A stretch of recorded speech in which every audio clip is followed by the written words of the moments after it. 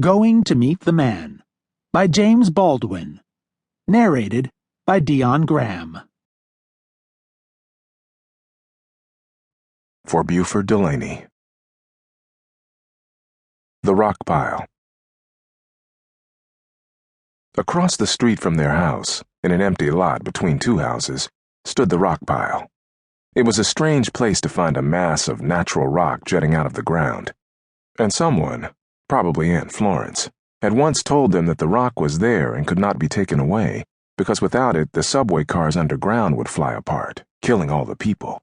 This, touching on some natural mystery concerning the surface and the center of the earth, was far too intriguing an explanation to be challenged, and it invested the rock pile, moreover, with such mysterious importance that Roy felt it to be his right, not to say his duty, to play there.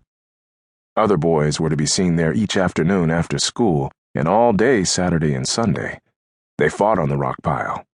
Sure-footed, dangerous, and reckless, they rushed each other and grappled on the heights, sometimes disappearing down the other side in a confusion of dust and screams and upended, flying feet. "It's a wonder they don't kill themselves," their mother said, watching sometimes from the fire escape.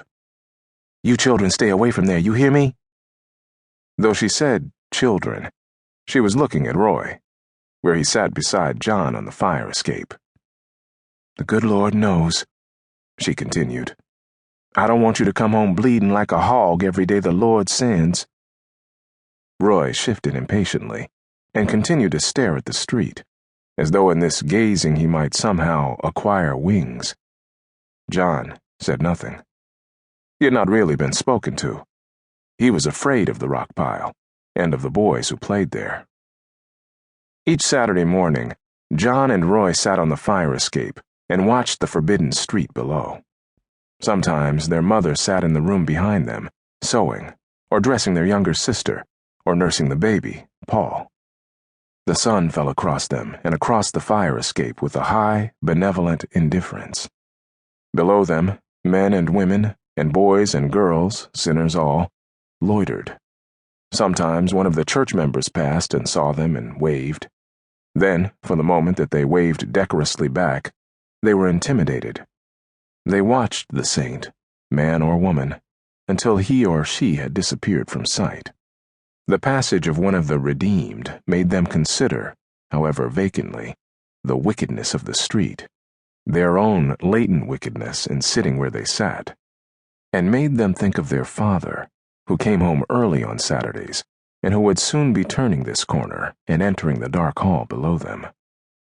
But until he came to end their freedom, they sat, watching and longing above the street. At the end of the street, nearest their house, was the bridge which spanned the Harlem River and led to a city called the Bronx, which was where Aunt Florence lived. Nevertheless, when they saw her coming, she did not come from the bridge, but from the opposite end of the street. This, weakly, to their minds, she explained by saying that she had taken the subway, not wishing to walk, and that, besides, she did not live in that section of the Bronx. Knowing that the Bronx was across the river, they did not believe this story ever, but adopting towards her their father's attitude, assumed that she had just left some sinful place which she dared not name, as, for example, a movie palace. In the summertime, boys swam in the river, diving off the wooden dock or wading in from the garbage-heavy bank. Once a boy, whose name was Richard, drowned in the river. His mother had not known where he was.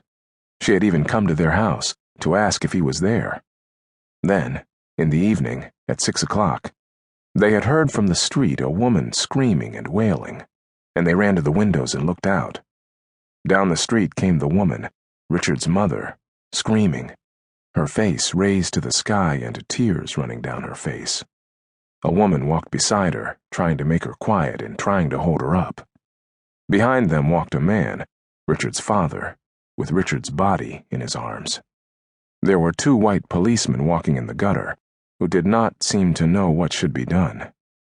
Richard's father and Richard were wet, and Richard's body lay across his father's arms like a cotton baby.